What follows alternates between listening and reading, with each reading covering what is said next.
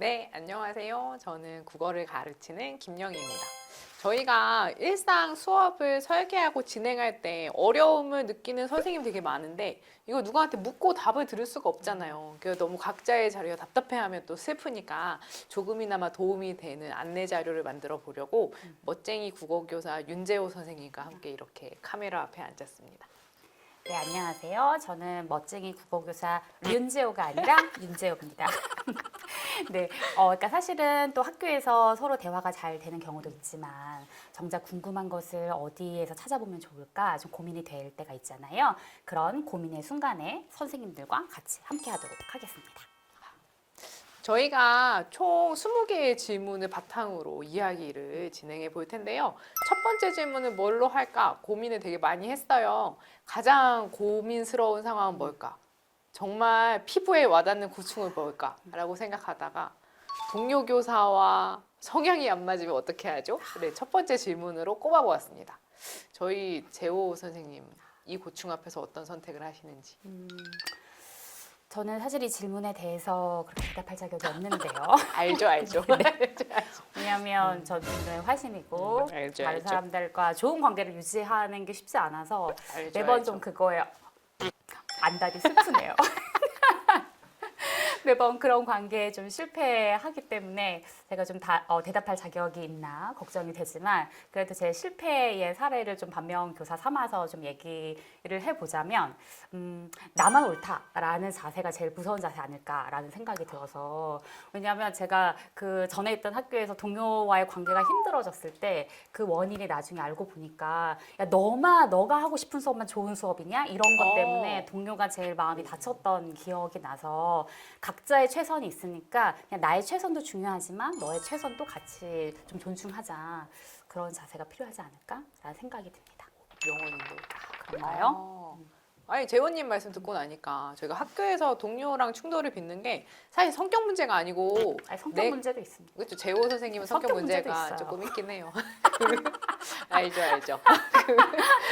재호 선생님 말고 이렇게 특수한 케이스 말고 가슴속에 화를 품고 사는 이런 사람들 말고 일반적인 사람들은 내가 지향하는 수업 방향성과 또 다른 사람이 지향하는 수업 방향성이 충돌했을 때 그때 너무 힘들다라는 생각을 하게 되기 마련인데 근데 그때 각자 자기가 옳다고 생각을 하는 건 이건 뭐랄까요? 내가 추구하는 오름이고 교육적 지향이고 내가 가진 직업 전문성이라 이게 포기하기가 쉽지 않잖아요. 이 상황에서 나만 옳다라는 마음을 안 가지는 게 필요하다는 말씀이 너무 중요한 것 같아요.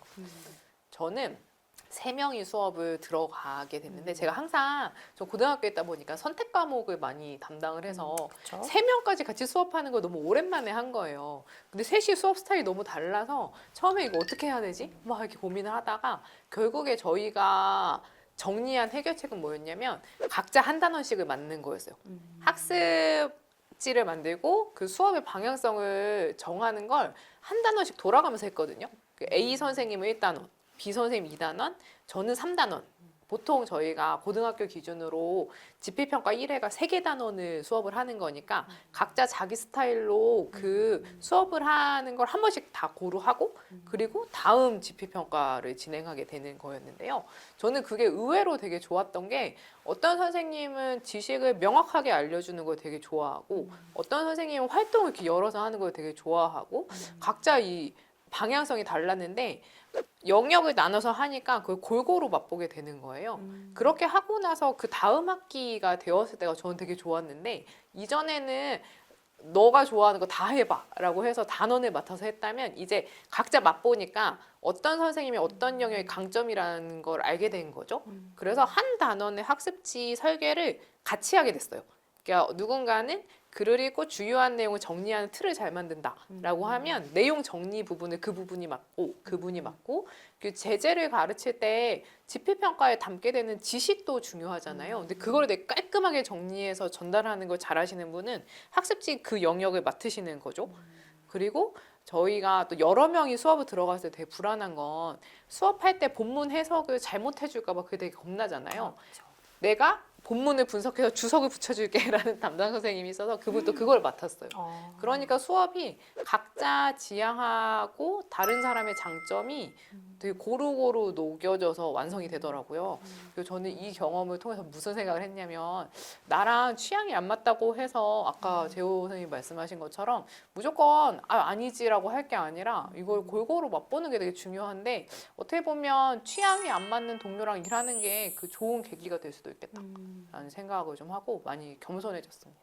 맞아요. 영희님 얘기 들으니까 사실 애들 입장에서도 본인도 좋아하는 수업 스타일이 또 다 다를 수 있잖아요. 내 수업만 그 학생에게 좋은 게 아니라 그런 것들을 서로 배울 수 있겠다는 생각이 들고 그리고 저는 무엇보다 그러니까 되게 고민이 되는 거예요. 왜냐하면 어떤 관점이 안 맞는 교사와 어느 정도는 맞추고 어느 정도는 내 이야기를 주장할 수 있을까 그것들이 실질적으로 좀 고민이 많이 되었었는데 결론은 이렇게 어쨌든 싸우자. 아니에요. 그 처음에는 내 얘기를 막 하는 게 중요하다고 생각했는데 결론은 작은 학교 가자. 막 이러고 혼자 독재자로.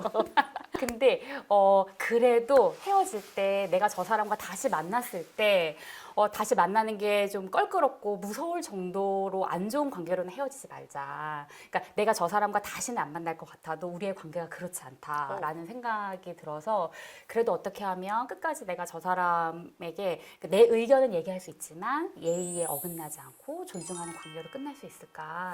그거는 좀 고민을 하게 되었습니다. 왜냐하면 제가 있는 학교에 누가 온다는 얘기를 들었을 때 저랑 척진 사람이면 너무 걱정되는 거예요. 막 벌벌 떨리고. 아니야, 그거보다 더 무서운 네. 건 그게 제일 소문으로 무서워. 윤재호 온다라고 했는데 그 학교 사이 벌벌 떨 너무 싫네요. 잘 그 살아야겠어. 상황도 가능합니다. 착하게 살아야겠어요. 네. 그러면 저희 첫 번째 1편 이야기는 동료 교사와의 합을 맞추는 방법은 이 정도에서 저희가 마무리해도 될까요? 좋습니다. 네. 선생님들 저희가 이렇게 선생님들께 들려드릴 이야기를 영상으로 만들고 있는데 이게 또 지속적으로 듣고 싶다고 하시면 이런 작업이 더 꾸준히 일어날 수 있지 않겠어요? 그래서 선생님 도움이 되셨다면 좋아요 버튼 한번 눌러주시면 큰 도움이 됩니다. 네, 여기까지 1부의 내용이었습니다.